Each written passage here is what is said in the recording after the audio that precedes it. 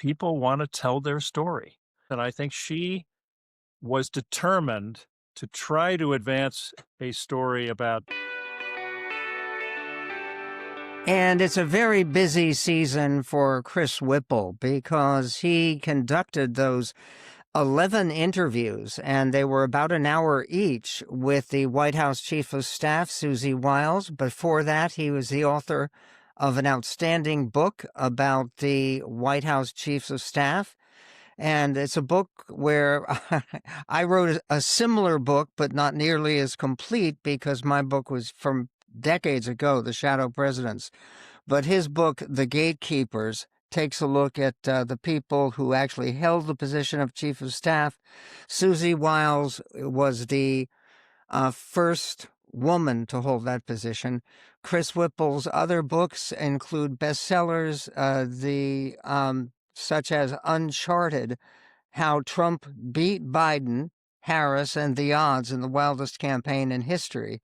And his book about the chiefs of staff is called The Gatekeepers.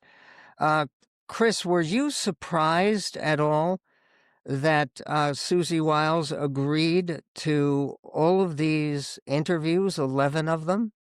Yeah, it was stunning, pretty astonishing, to be honest. We began talking in January, almost a year ago, and I was immediately uh, pleasantly surprised by how unguarded and freewheeling she was in her conversation with me. Everything was on the record, unless explicitly agreed otherwise. That never happens with senior White House officials. You know, they're usually on deep background. But Right, and they certainly don't allow a tape recorder. And these were all taped interviews, were they not? correct, that's correct. It was extraordinary to me, and even more uh, surprising was just how candid she was about every moment of crisis from the day they began, January, until quite recently. And it began with the blanket pardon of all the January 6 insurrectionists. And she told me the behind closed doors story of how she had argued with Trump. She said, wait a minute, don't we want to look at these cases individually? And Trump pushed back and said, no, these guys got a terrible deal. I'm paraphrasing. They all got sentences longer than the guidelines. And she went along. That turns out not to be true, by the way. But anyway, from that day forward, I was privy to everything she was doing. Not everything, but she was telling me about her dealings with Trump and the rest of the inner circle, all the way until quite recently. Okay, so my question is, she's not a newcomer to politics. She's been deeply involved for many years.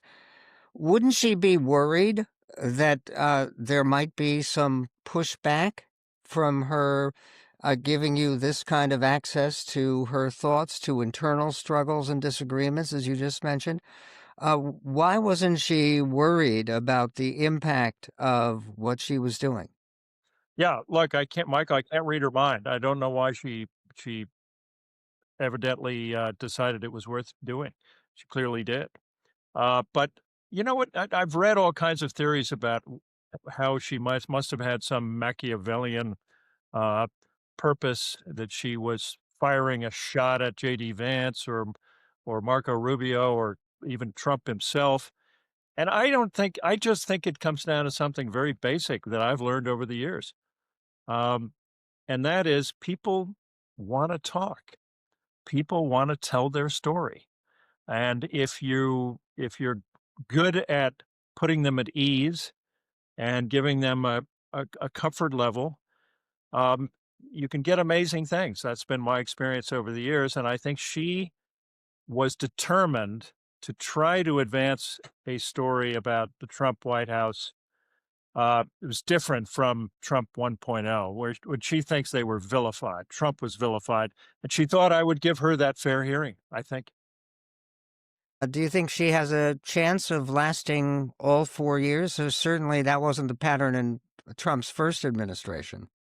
Not only do I think she has a chance, I think it's probable. Um, look, she could think midterms, which are 2026. She could decide to depart then. But it wouldn't surprise me at all if she lasts the whole. Look at the way the Trump White House rallied around her. You know, hours after my piece came out, uh, everybody was singing her praises, including Trump. Trump was a lead cheerleader. Um, she is unique in that Trump trusts her in a way that he never trusted any of her predecessors or anyone else for that matter in the White House. And I think he needs her.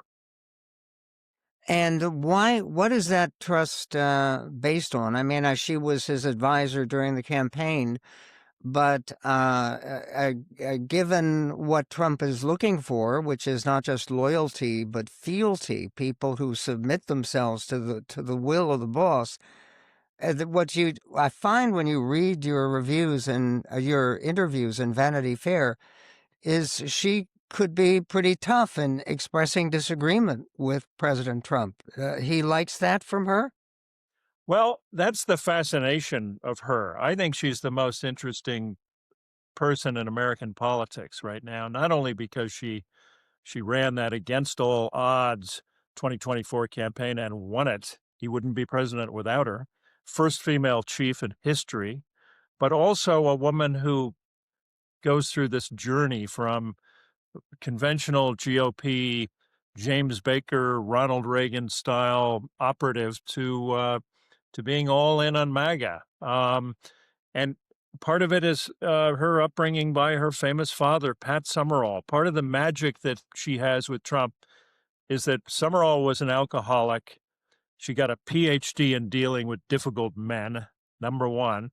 And number two, they had this kind of bond. The first time they met, Trump sat there in awe that he was in the company of the daughter of the great Pat Summerall.